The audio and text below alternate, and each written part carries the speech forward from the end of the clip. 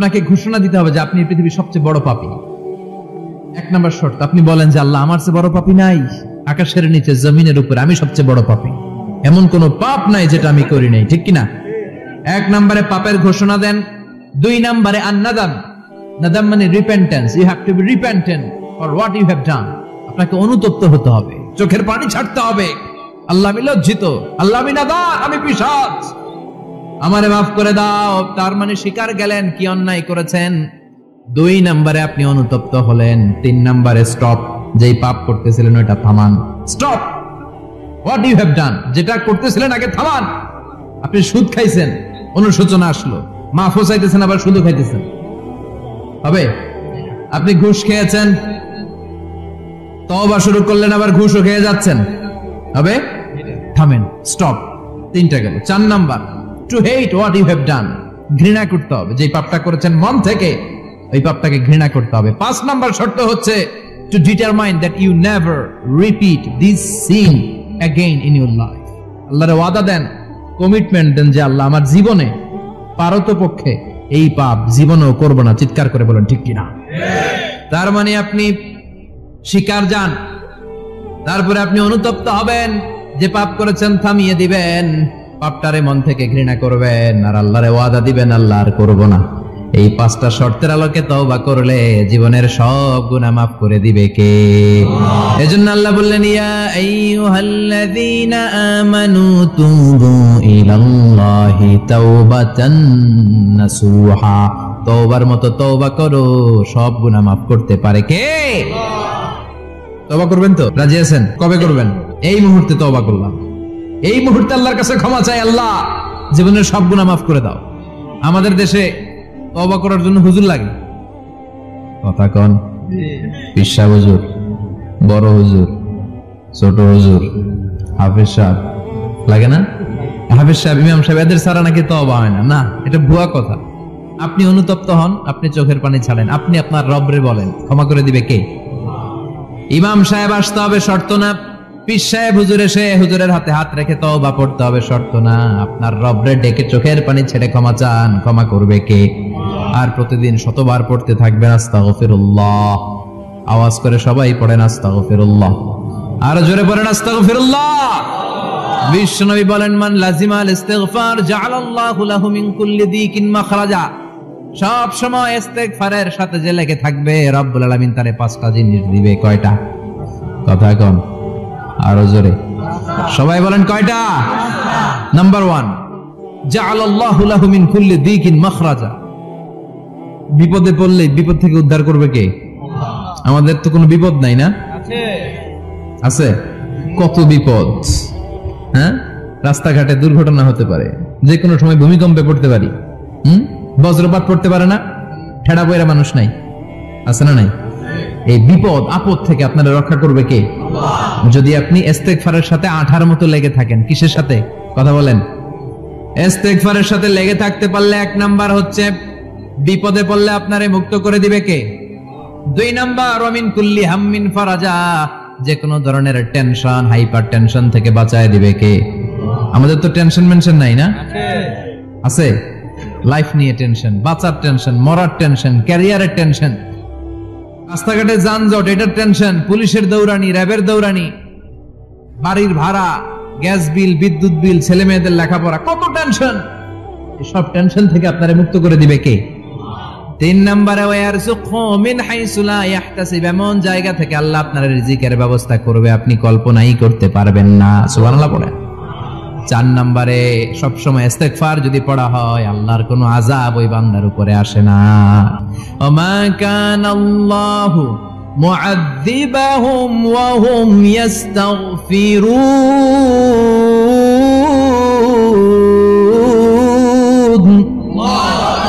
যতক্ষণ আমার বান্দা আমার কাছে ইস্তেগফার পড়তে থাকে, আমার কোনো আযাব বান্দারে পাবে না।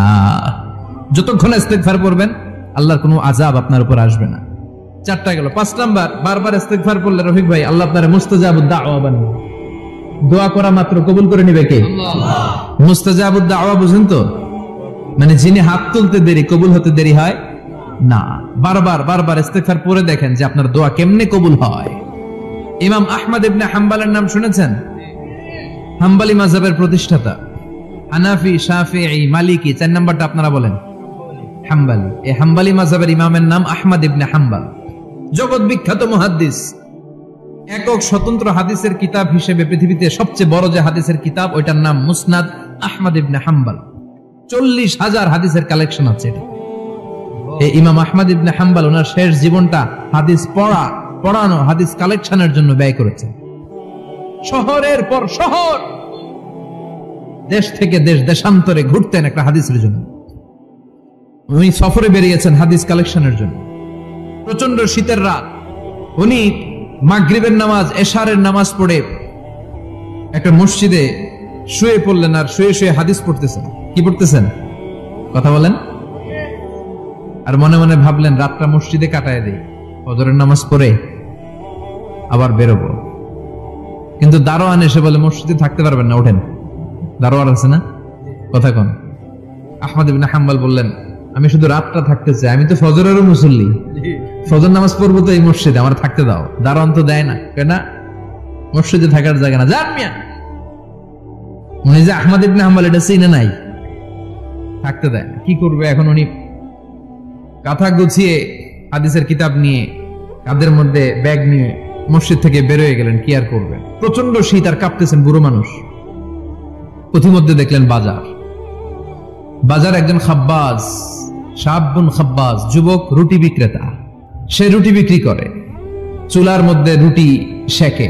সে যে সালাম দিল, আসসালামু আলাইকুম। যুবক বলে ওয়ালাইকুম আসসালাম। আহমদ ইবনে হাম্বল বলে যুবক, আমার যাওয়ার জায়গা নেই, সফরে বেরিয়েছি, খুব শীতে কষ্ট পাচ্ছি, রাতে যদি তোমার এই চুলা থেকে একটু আগুন পোহাই কোনো সমস্যা? যুবক বলে না না, সমস্যা না, আহলান ওয়া সাহলান, খোশামদেদ, আসেন আসেন, আপনি আগুন পোহাইলে আমার সমস্যা কি? সুবহানাল্লাহ পড়েন। আল্লাহ শুকরিয়া করে উনি বসলেন আর আগুন পোহাচ্ছেন। আর খেয়াল করলেন যুবক রুটি বানায় আর পরে আস্তাগফিরুল্লাহ, রুটির দলা বানায় পরে আস্তাগফিরুল্লাহ, খামির বানায় আর পরে আস্তাগফিরুল্লাহ, রুটি নিয়ে উনুনের ভিতরে, চুলার ভিতরে সেকা দেয় আর পরে আস্তাগফিরুল্লাহ। দোকানদারের কাছে কেউ আসলেই সে রুটি দেয় আর পরে আস্তাগফিরুল্লাহ। ক্রেতার কাছ থেকে টাকা নিয়ে ক্যাশ বক্সে রাখে আর কি পড়ে? আবার রুটি বানানো শুরু করে আর কি পড়ে? খালি এটাই পড়তেছে। ইমাম আহমদ ইবনে হাম্বল তো অবাক, কিরে এটা আবার কেমন যুবক, খালি আস্তাগফিরুল্লাহ। উনি প্রশ্ন করলেন, যুবক ঘটনা কি? আসার পর থেকেই তোমার দেখতেছি তুমি রুটি বানাও, রুটি বিক্রি করো আর পড়ো আস্তাগফিরুল্লাহ, মালাকা ইয়া শাবাব। যুবক বলে আস্তাগফিরুল্লাহ আমার সবচেয়ে বেশি পছন্দের আমল, আমি সব সময় আঠার মতো ইস্তেগফারের সাথে লেগে থাকি আর সব সময় পড়তে থাকি আস্তাগফিরুল্লাহ, আর এর বদৌলতে আল্লাহ আমারে মুস্তাজাবুদ দাওয়া বানিয়ে দিয়েছে। সুবহানাল্লাহ। আহমদ ইবনে হাম্বল তো অবাক, আনতা মুস্তাজাবুদ দাওয়া, তুমি মুস্তাজাবুদ দাওয়া, রুটিওয়ালা। আমি এত বছর হাদিস পড়াই, আমিও তো মুস্তাজাবুদ দাওয়া না, আর তুমি রুটি বেচো বাজারে, তুমি মুস্তাজাবুদ দাওয়া, তুমি দোয়া করলে সব কবুল হয়ে যায়। যুবক বলে নাম আনা মুস্তাজাবুদ দাওয়া, আমি আমার জীবনে যত দোয়া করেছি কবুল করে নিয়েছে কে? আল্লাহ। সব দোয়া কবুল করে নিয়েছে আল্লাহ, একটা দোয়া ছাড়া। কয়টা? আহমদ ইবনে হাম্বলের কৌতূহল, কিউরিওসিটি আরো বেড়ে গেল। কি? সব দোয়া কবুল হয়েছে, একটা দোয়া ছাড়া। মাযালিকা দোয়া ইয়া শাব, কি সেই দোয়া? যুবক এবার বলতে শুরু করলো, আমার জীবনে যে দোয়াটা আল্লাহ কবুল করে নাই সেটা হচ্ছে আমি আল্লাহর কাছে অনেক চেয়েছি, অনেক দোয়া করেছে যে আল্লাহ, শুনেছি এই জামানার সবচেয়ে বড় মুহাদ্দিস, তার নাম নাকি ইমাম আহমদ ইবনে হাম্বল।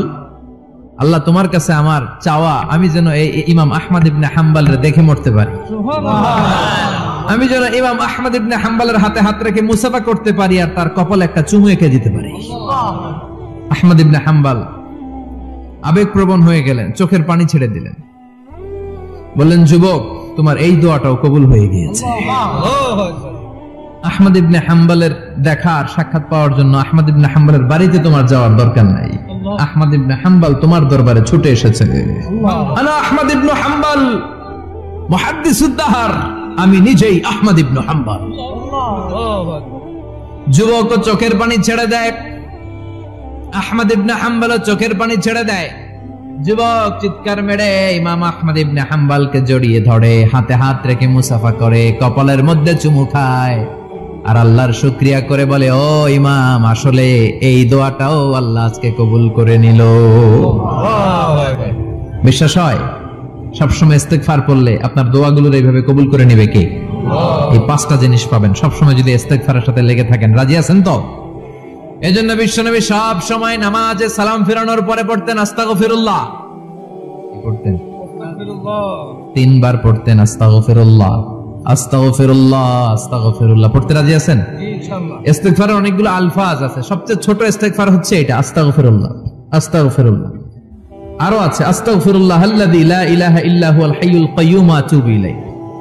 বিশ্বনবী বলেন এই ইস্তেগফারটা যদি কেউ পড়ে, আত-তাওয়াল্লি মিন ইয়াউমিজ যাহাফ, যুদ্ধের ময়দান থেকে পালিয়ে আসা কবিরা গুনাহ। কি গুনাহ? কাফেরদের সাথে যুদ্ধ, আমি তাগড়া যুবক, তলোয়ার নিয়ে নেমেছি, আমার দেহের 1 ফোঁটা রক্ত থাকা পর্যন্ত আমি যুদ্ধ চালিয়ে যাব, আমি ফিরে আসতে পারবো না, আইনটা কার? ফিরে আসলে কবিরা গুনাহ। বিশ্বনবী বলেন যুদ্ধের ময়দান থেকে ফিরে এসেছে এরকম কবিরা গুনাহ অবলম্বনকারীও যদি আস্তাগফিরুল্লাহ আল্লাযী লা ইলাহা ইল্লা হুয়াল হাইয়ুল কাইয়্যুম ওয়া আতুবু ইলাইহি পড়ে, ওই কবিরা গুনাহকারীকেও ক্ষমা করে দিবে কে? পড়তে রাজি আছেন তো?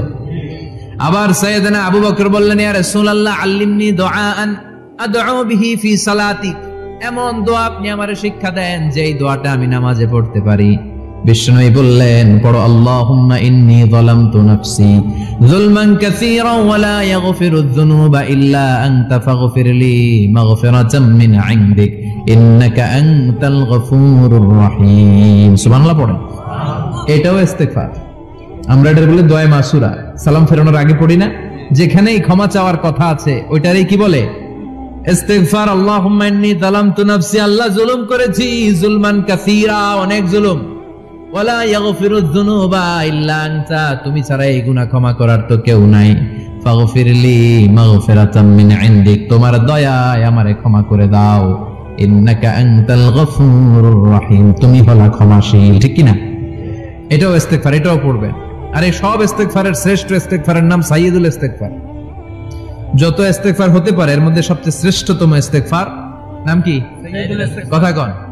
বুখারীর বর্ণনা, শাদ্দাদ ইবনে আউস রাদিয়াল্লাহু তাআলা আনহু বর্ণনা করেন এই সাইয়্যিদুল ইস্তেগফার দিনের বেলা যে পড়বে ওই দিনে মারা গেলে সে জান্নাতি।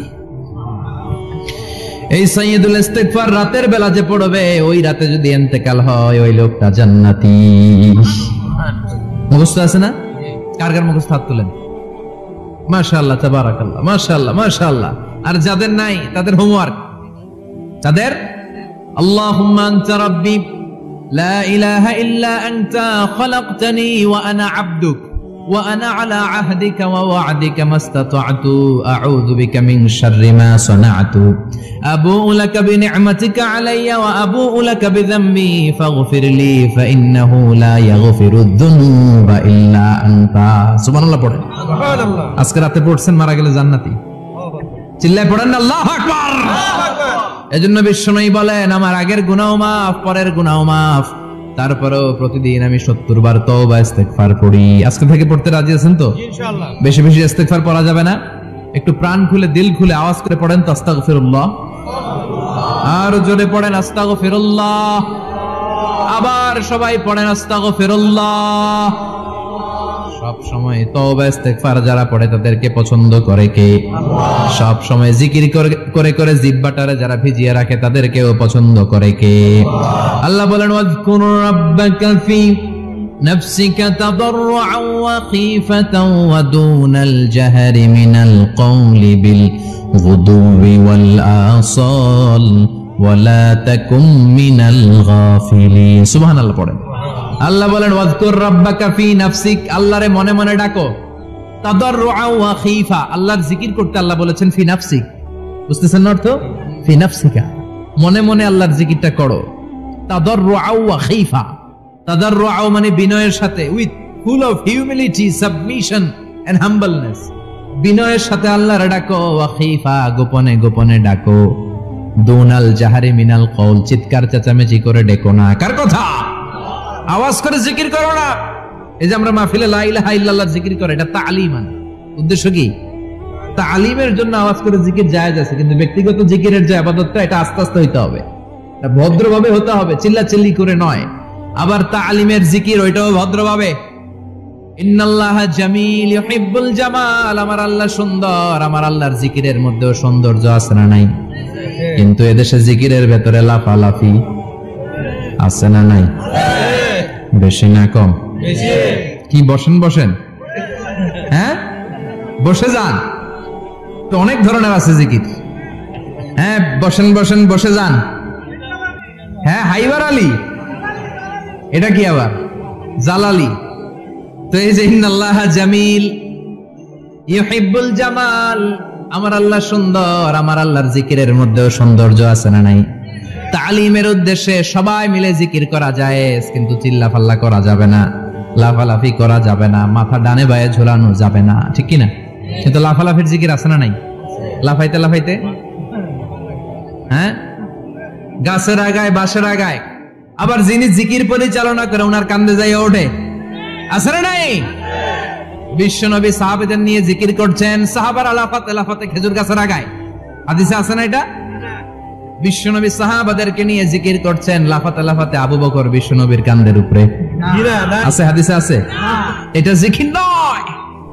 কি সুন্দর দেখেন, ইসলাম বোঝা কত সহজ। ওয়াযকুর রাব্বাকা ফি নাফসিকা তাদাররুআ ওয়া খাইফা, গোপনে জিকির করো, ভদ্রতার সাথে বিনয়ের সাথে জিকির করো। ওয়ালা তাকুম মিনাল গাফিলিন দুনাল জাহারি মিনাল কওল, চিৎকার চেঁচামেচি করে জিকির করো না। যারা চিকফাল দিয়ে হই হই হই হই করে, আছে না? হই হই হই হই হই হইয়ের ভিতরে আল্লাহর নাম আছে? হ্যাঁ এই যে হুই হাই হুই হাই, এই স্টাইলের যে জিকির, এটার ভিতরে আমার আল্লাহর নাম আছে?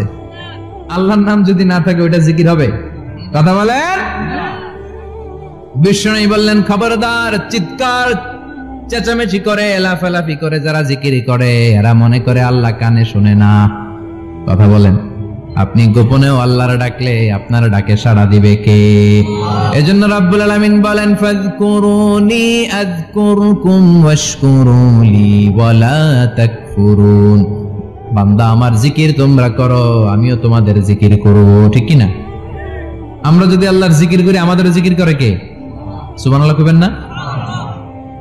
আমরা আল্লাহর জিকির করে, আল্লাহ নাকি আমাদের জিকির করে, জানো তো কথা এটা। আবার হাদিসে কুদসিতে আল্লাহ বলেন ফাইন যাকারানি ফি নাফসি যাকারতুহু ফি নাফসি, আমার বান্দা যদি একা একা আমার জিকির করে আমি আমার বান্দারে একা একা স্মরণ করি। ওয়া ইন যাকারানি ফি মালাইন যাকারতুহু ফি মালাইন খায়রিম মিনহু, এরকম মহা সম্মেলন করে যদি কেউ আমি আল্লাহর জিকির করে আমি এর চেয়েও বড় মহা সম্মেলন ফেরেশতাদেরকে নিয়ে করে আমার বান্দারে স্মরণ করি। ওয়াইন তাকাররাবা ইলাইয়া শিবরান তাকাররাবতু ইলাইহি যিরাআন, আমার বান্দা যদি আমার দিকে এক বিঘত আসতে চায় আমি আমার বান্দার দিকে এক হাত এগিয়ে যাই। আমার বান্দা যদি আমার দিকে এক হাত আসতে চায় আমি আমার বান্দার দিকে দুই হাত যাই। ওয়াইনা তানি ইয়ামশি আতাইতুহু হারওয়ালা, আমার বান্দা যদি আমার দিকে হেঁটে হেঁটে আসতে চায় আমি আমার বান্দার দিকে দৌড়ে দৌড়ে যাই। সুবহানাল্লাহ বলেন। এজন্য বিশ্বনবী বলেন লা ইয়াজালু লিসানুকা রাতবাম মিন যিকরিল্লাহ, আল্লাহর জিকির দিয়ে জিহ্বাটারে ভিজিয়ে রাখবা। কার কথা? চিল্লায় বলেন কার কথা? সবসময় আল্লাহর জিকির করতে রাজি আছেন তো? সবচেয়ে শ্রেষ্ঠ জিকির বিশ্বনবী বললেন আফদালুয যিকরি লা ইলাহা লা ইলাহা লা ইলাহা ইল্লাল্লাহু মুহাম্মাদুর রাসূলুল্লাহ সাল্লাল্লাহু, সবচাইতে শ্রেষ্ঠ জিকির লা ইলাহা, এর চেয়ে শ্রেষ্ঠ জিকির আছে? কথা বলেন। বিশ্বনবী বললেন মান ক্বালা লা ইলাহা ইল্লাল্লাহ সিদকান মিন কলবিহি, একনিষ্ঠতার সাথে অন্তর থেকে কেউ যদি জীবনে একবার বলে লা ইলাহা ইল্লাল্লাহ দাখালাল জান্নাহ, তার যদি পাপ থাকে অন্যায় থাকে ওই পাপ আর অন্যায়ের শাস্তিগুলার পরে কোনো না কোনো দিন আমার ওই বান্দা জান্নাতে ঢুকবে। একবার যদি খালিসান মিন কলবিহি সে পড়ে লা ইলাহা ইল্লাল্লাহ, তার জন্য জান্নাতকে অবধারিত করে দিয়েছে কে? আবার এটার নাম আল্লাহ দিয়েছে কালিমায়ে। কথা বলেন। দরাবাল্লাহু মাসালান কালিমাতান তাইয়িবাতান কাশাজারাতিন তাইয়িবাতিন আসলুহা সাবিতুন ওয়া ফারউহা ফিস সামা। সুবহানাল্লাহ। পবিত্র বাণী এটা কালিমায়ে তাইয়িবা।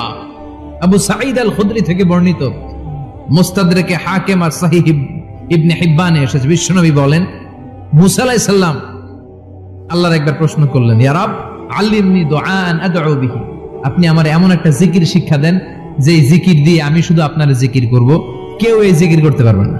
এই জিকির জানবো শুধু আমি আর জানবেন। কথা কোন? প্রশ্ন করছে কে? হ্যাঁ, কাকে করেছে? আল্লাহ এমন একটা জিকির শিখান যেই জিকির কেউ জানে না, আমি জানবো, আর ওই জিকির দিয়ে প্রাণ ভরে আপনারে ডাকবো। আল্লাহ বললেন মুসা পড়ো লা ইলাহা ইল্লাল্লাহু মুহাম্মাদুর রাসূলুল্লাহ। মুসা আলাইহিস সালাম বললেন আল্লাহ চাইলাম কি, কইলেন কি? লা ইলাহা তো জাতীয় জিকির, এটা তো আন্তর্জাতিক জিকির, এটা জানে না এমন কেউ নাই, এমনকি হিন্দু ভাইরাও জানে। কথা কন। আল্লাহ আমি তো চাইছিলাম এক্সক্লুসিভ, আমার জন্য স্পেশাল, এর চেয়ে সুন্দর আর কেউ জানবে না, এত সুন্দর একটা জিকির আপনি দিবেন, এটা আমি ডাকবো আপনারে আর আপনি শুনবেন। আল্লাহ বললেন মুসা এর চেয়ে দামি আমার কাছে নেই। আল্লাহু আকবার। লাউ তাদউ লা ইলাহা ইল্লাল্লাহ ফি কাফা, লা ইলাহা রে যদি মুসা এক পাল্লায় রেখে দাও, সামাওয়াতু সাবউ ওয়াল আরদিন, সাত আকাশ সাত জমিন যদি আরেক পাল্লায় রেখে দাও, লা ইলাহা এক পাল্লায়, সাত আকাশ সাত জমিন আরেক পাল্লায় ওজন যদি দাও, লা রাজাহাত কাফাতু লা ইলাহা ইল্লাল্লাহ, মুসা দেখবা মুহূর্তের মধ্যে লা ইলাহা ইল্লাল্লাহর পাল্লা ভারী হয়ে গেছে। সাত আকাশ সাত জমিন এক পাল্লায়, শুধু লা ইলাহা ইল্লাল্লাহ আরেক পাল্লায়, মুহূর্তে লা ইলাহার পাল্লাটারে ভারী করে দিবে কে? বিপ্লবী বাণী। আমরা এটার ভিক্ষার মধ্যে লাগাইছি। এখন ভিক্ষা করার সময় লা ইলাহা আছে না নাই? একটা টাকা দিয়া যান আমি গরিব ইনসান, আখিরাতে সওয়াব পাইবেন পাহাড় সমান। একটা টাকা দিয়া যান আমি গরিব ইনসান, আছে না নাই? জুমার নামাজের সময় ভিক্ষা করে একটা টাকা দিয়া যান, আর লা ইলাহার জিকির লগে আছে না নাই? এটা আমরা ভিক্ষার জিকির বানাইছি, এটা তো বিপ্লবী বাণী। এই বাণীর পক্ষে যারা, তারা ন্যায় আর সত্যের পক্ষে চিল্লায় বলেন ঠিক কিনা? এই বাণীতে যারা বিশ্বাস করে তারা এক আল্লাহর সামনে মাথা নত করে দেয়, গোটা পৃথিবীর কোন শক্তির সামনে ওই মাথা নত হয় না, ঠিক কিনা? এই লা ইলাহা যারা আমরা মানি, আল্লাহ ছাড়া কারো সামনে মাথা নত করব? কোন শক্তি আমাদের মাথা নত করাতে পারে না। বিপ্লবী বাণী, এটা সংগ্রামী বাণী। এই বাণী এমন বিপ্লব তৈরি করে গোটা বিশ্ব পাল্টে দেয়। এই লা ইলাহার ব্যাখ্যা করেছেন সাইয়্যিদ কুতুব শাহীদ তার তাফসিরে। নাম শুনছেন? কি নাম তাফসিরের? ফি জিলালিল কুরআন। ফি জিলালিল কুরআন লিখে উনি মিশর কাঁপিয়ে দিলেন। তিনি গোটা বিশ্বের জাহালাতকে তার তাফসিরের লেখনীর মধ্যে দিয়ে তুলে এনেছেন। আর বলেছেন আল্লাহর আইন ছাড়া পৃথিবীর বুকে কোনো আইন চলবে না। তার তাফসির পরে মিশরের সব যুবকরা রাস্তায় নেমে এলো। আন্দোলনের চোটে পুরো মিশরে উত্তাল গণ আন্দোলন। নিল হুকমু ইল্লা লিল্লাহ, আল্লাহর জমিনে আল্লাহর আইন ছাড়া কিছু চলবে? পুরো মিশর টালমাটা, সরকার টালমাটা। সরকার প্রধান ছিল জামাল আব্দুল নাসের, কয়টারে জেলে ভর। তখন হকের কথা বললে জেলখানা আছে না নাই? সাইয়্যিদ কুতুব শাহীদের জেলখানায় ভরা হলো। ওনারে জেলখানায় ভরার পরে আন্দোলন আরো 3 গুণ বেড়ে গেল। কায়রোর রাস্তায়, মিশরের রাস্তায় রাস্তায় ইসলাম প্রেমিক, কোরআন প্রেমিক যুবকদের আন্দোলন। পুরো আন্দোলনে মিশর কেঁপে উঠল। মিশর ব্যাপী আন্দোলনের গণজোয়ার। সরকারের অবস্থা খারাপ। সরকার এবার ঘোষণা দিল সাইয়্যিদ কুতুব শাহীদ মিশরের যুবকদেরকে আন্দোলনে ঠেলে দেওয়ার কারণে তাকে মৃত্যুদণ্ড দেয়া হলো, ফাঁসি। যুগে যুগে কোরআনের পক্ষে যারা, এদের কাছে ফাঁসির রশি আছে না নাই? কিন্তু এই ফাঁসির রশিকে তারা থোড়াই কেয়ার করে চিল্লায় বলেন ঠিক কিনা? ফাঁসি, সাইয়্যিদ কুতুব শাহীদের ফাঁসির রায় দেয়া হলো। আদালত থেকে ফাঁসির রায় বহাল রাখা হলো। যেদিন ফাঁসি দেয়া হবে তার 1 ঘন্টা আগের ঘটনা। কারা কর্তৃপক্ষের নিয়ম অনুযায়ী, জেল কোডের নিয়ম অনুযায়ী জেলখানার যিনি ইমাম আছে না, উনি 1 ঘন্টা আগে আইসা এই কালিমা পড়ায়, যারা ফাঁসি দেয়া হবে এর পড়ায় লা ইলাহা মুহাম্মাদুর। তো সাইয়্যিদ কুতুব শাহীদকে কালিমা পড়ানোর জন্য ইমাম সাহেব আসছে। ফাঁসির বাকি কয় ঘন্টা, এসে বলে সাইয়্যিদ কুতুব শাহীদ আপনি পড়েন লা ইলাহা ইল্লাল্লাহ। সাইয়্যিদ কুতুব শাহীদ বলে আমারে তুই কালিমা শিখাইস না, আমি কালিমা খুব ভালো জানি, যেই কালেমা পড়ানোর কারণে সরকার তোরে বেতন দেয়, ওই কালিমার ব্যাখ্যা করার কারণে সরকার আজকে আমারে ফাঁসি দেয়। ইসলাম সম্পর্কে সঠিক জ্ঞান পেতে সত্যের পথ চ্যানেলটি সাবস্ক্রাইব করুন।